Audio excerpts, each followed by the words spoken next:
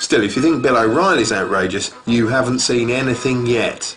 This is recent Fox signing Glenn Beck, who at first glance looks like a welcoming, happy kind of chap. He effectively presents his commentary show in the style of a wacky neighbour from a bad sitcom. Although, actually, rather than a sitcom, this is more like an out-and-out variety show, replete with zany chuckles. You think that ain't gonna happen?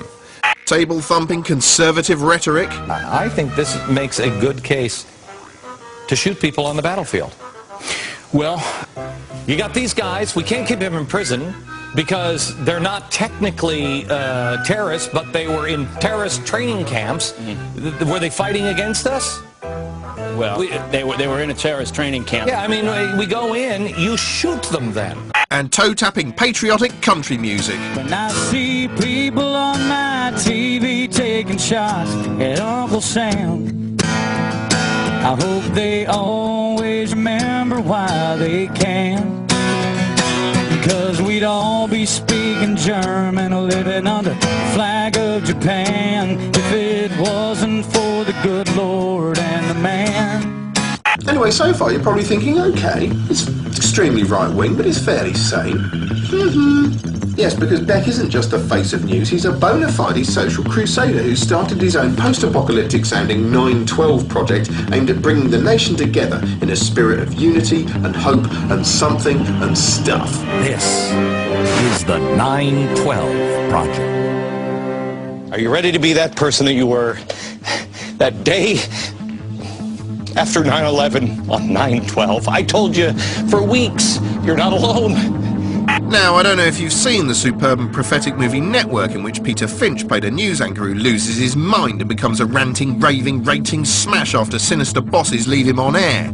I'm as mad as hell, and I'm not gonna take this anymore! This is basically like that, but crazier, and starring Paul Giamatti in a blonde wig. The real power to change America's course still resides with you. You are the secret.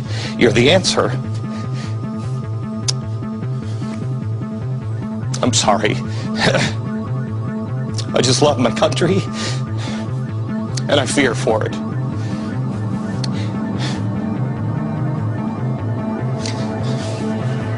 And it seems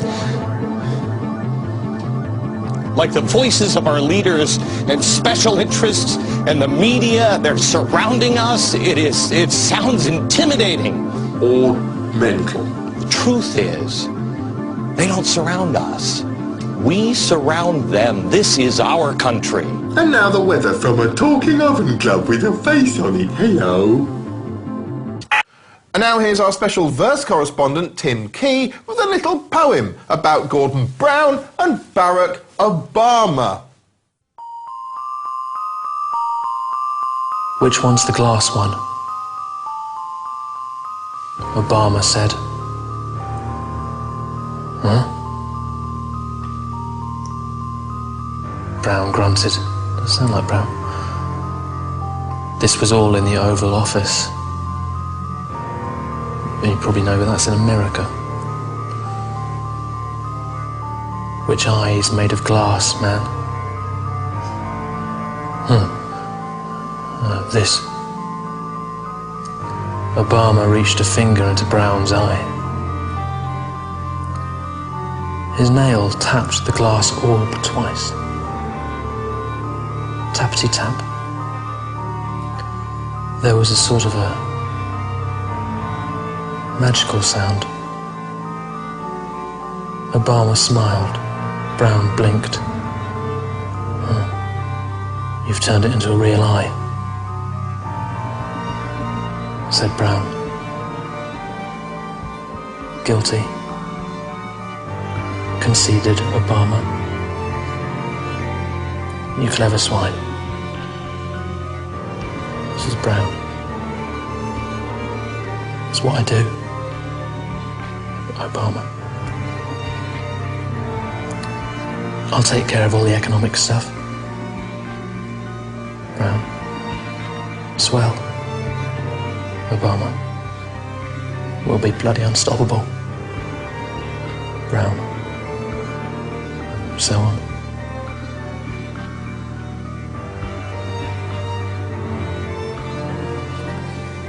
Politics. Okay, time for a little interactive section of the show now. I've got a question for you, but I want you to lean in while I ask you it. Okay?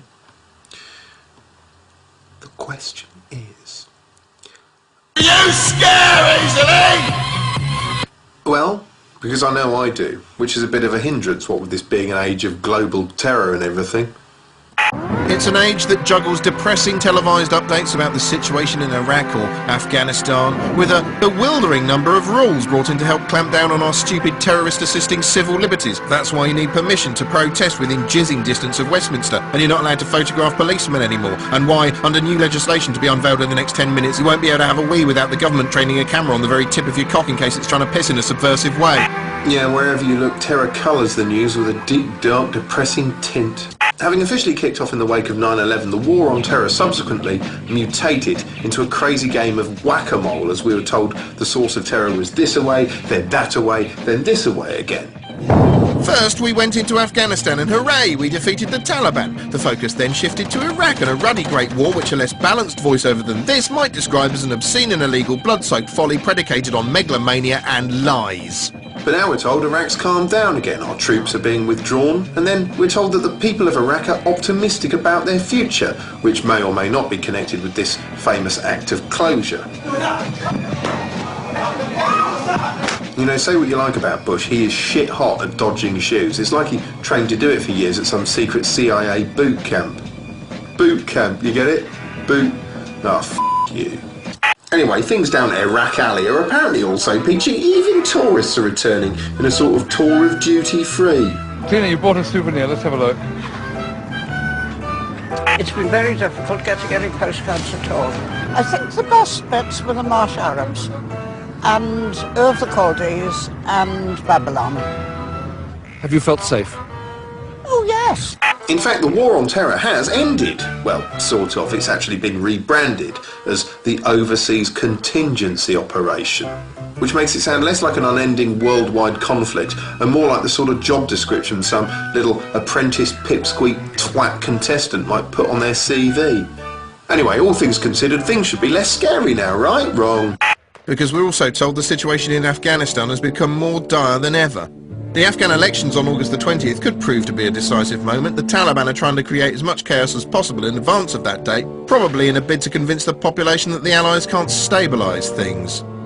Even sending in Grant Mitchell to try and stare the Taliban to death didn't work. We've just been hit. We're in the open. If even Grant finds it harrowing and terrifying, what hope is there? What are we going to send in next, Phil?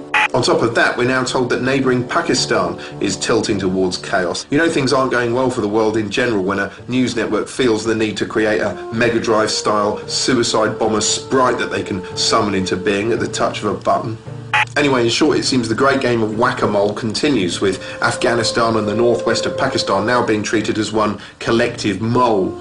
Still, if the politicians seem to be prepping the ground for yet more grim times and the public stay distrusting of more or less anything we're told after the whole embarrassing Pack of Lives Iraq war business, well, maybe the news can fill the vacuum with balanced and insightful reporting. Yes? Well, yes and no. Sky News recently spent 3 days bringing us a revelatory Pakistan special featuring some brave, and I'm talking literally physically brave, reporting from Stuart Ramsey and Alex Crawford. There was also a surreal piece from Jeremy Thompson from the Marriott Hotel, which, following a previous attack, now consists of a cross between an active war zone on the outside and the Ritz on the inside. Step through the checkpoints, the metal detector and the body search, and you're into a very different world. The Pakistani capital's most prestigious 5-star hotel. Plus lucid analysis from their foreign affairs editor Tim Marshall. See, I'm keen not to sit here and go, oh, Sky News, that's just terrible, isn't it? Because it isn't. The thing is that the nature of rolling news means that it's often packaged together with alarming airport thriller imagery. We see endless looping replays of material taken from propaganda videos in which members of the Taliban were shown kicking an old look-in annual to death and shooting at an infidel circle. And less mockably, footage of the Taliban beating people with sticks and clips of the moments just prior to beheadings and shootings. See, I am rational. I do know that Sharia law doesn't just consist of hitting people with sticks. It covers things like property and finance and so on. But it's the hitting people with sticks element that tends to stick in your mind a little when you watch things like this. Taken accumulatively, it only serves to fill me with a raw animal sense of panic. The end result, intentionally or otherwise, is to leave me in a state of helpless fear. I'd rather actively remain ignorant than be exposed to this. No wonder people want to ignore it and just watch anything else. That's what I want to do.